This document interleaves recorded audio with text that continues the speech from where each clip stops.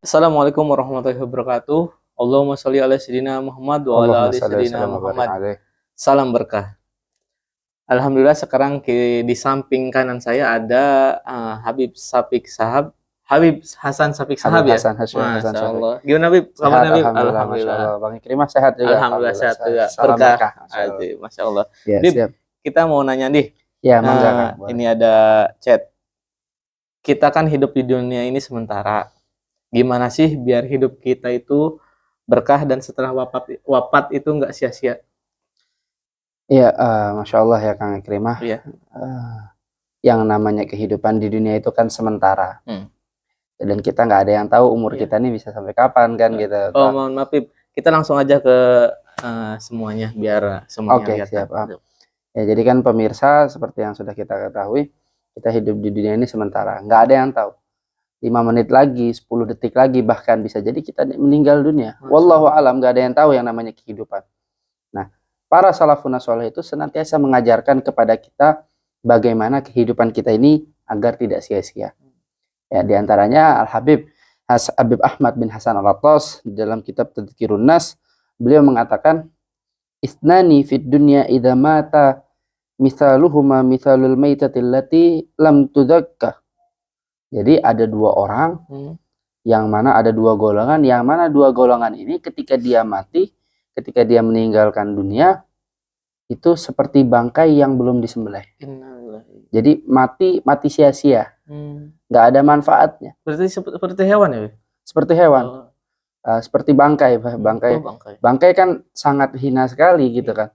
Nah, makanya berarti diajarkan sama Habib Ahmad bin Hasan Al-Attas ini bagaimana kita menghindari 2 golongan hal tersebut. Kata Habib Ahmad bin Hasan Al-Attas, pertama, al-ghaniyul ladzi wasa'allahu alaihi wa basata lahu rizqahu falam yatasaddaq fi wujuhil khair.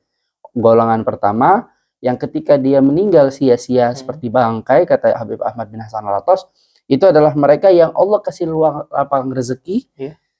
Allah kasih lapang rezeki, tapi dia nggak menyedekahkan rezeki tersebut ke jalan yang baik.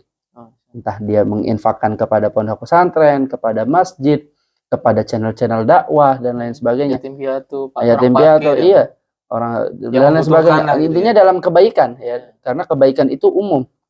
Malah dia bisa jadi dia menyedekahkan hartanya namun kepada kejelekan. Masih ke diskotik, naudzubillah kan. Nah, ini yang kata Habib Ahmad bin Hasan Al-Attas, ini adalah golongan pertama yang dia matinya itu seperti bangkai. Jadi sia-sia. Begitu mati ya udah, nggak ada manfaatnya. Kayak bangkai di pinggir jalan itu ya, dibiarkan gitu ya? Aja sampai bau apa ya, gitu. meskipun kita tetap wajib mengurus jenazahnya. Namun ya karena secara zahir kita wajib urus jasadnya, namun secara batin dia itu ya sudah sia-sia amal dia. Dia mengamalkan, dia hidup di dunia, naudzubillah min dzalik, kan hidup di dunia capek 30 tahun, 40 tahun, 50 tahun, 60 tahun, rupanya amal yang dia lakukan semuanya fadhi, nggak ada hasil sama sekali, bahkan malah banyak dosanya. Nah, itu golongan pertama tadi. Kan kita bilang ada 2 golongan tadi ya. Golongan yang kedua kata Habib Ahmad bin Hasan Al-Attas, al-alimul ladzi lam yad'u ilallahi wa lam yanfa'in nasa bi ilmi. Seorang yang punya ilmu, yang alim, dia nggak ngajak manusia kepada Allah, dan manusia tidak mendapatkan manfaat daripada ilmunya. Jadi seorang alim itu ketika dia memiliki ilmu, maka hendaknya dia sebarkan, dia sampaikan ilmu tersebut. Di dalam kitab Zubat, Safatul Zubat, Imam Ibn Ruslan mengatakan bahwasanya alimu bi ilmihi lam ya'malan mu'adzabun min qabli ubadin wasan. Dalam bait sebelumnya juga fa'mal walau bil usyrika zakati takhrij binul ilmi min zulumati. Jadi amalkanlah ilmu, fa'mal, amalkan walau bil usri, walaupun sedikit, 1/10-nya. Jadi sedikit yang kita zakati, hanya zakat saja diamalkan. Maksudnya amalkan ilmu meskipun itu sedikit. Karena apa? Takhrij binuril ilmi min zulumati.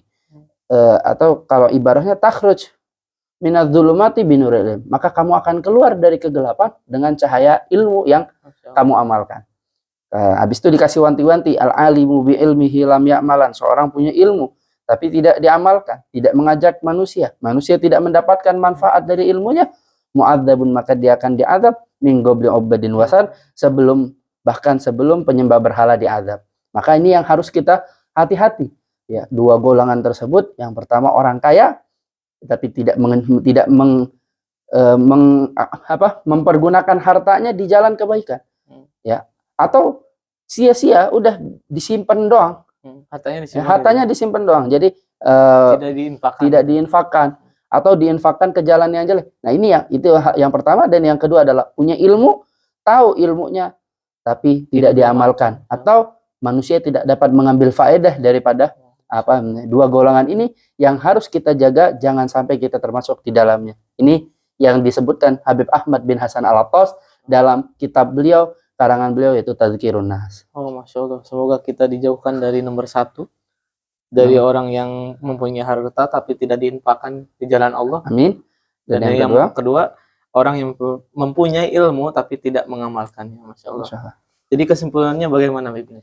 Kesimpulannya, yang pertama, jadilah kita orang yang bermanfaat. Kita punya harta, kita infakkan harta tersebut ke tempat-tempat yang baik. Dan yang kedua, jadilah orang yang bermanfaat dengan ilmu yang kita punya. Ya, jadi inti dari 2 poin ini juga yang bisa kita ambil, intinya jadilah orang yang bermanfaat. Ya, karena ketika seorang itu dia bermanfaat, maka dia akan membuahkan hasil, entah amal jariah dan lain sebagainya. Masya Allah. Begitu nasihat dari Habib Hasan Syafiq Shahab. Masya Allah. Kita akan bertemu lagi di lain waktu. Salam berkah. Sallallahu alaihi Nabi Muhammad. Wassalamualaikum warahmatullahi wabarakatuh. Waalaikumsalam warahmatullahi wabarakatuh.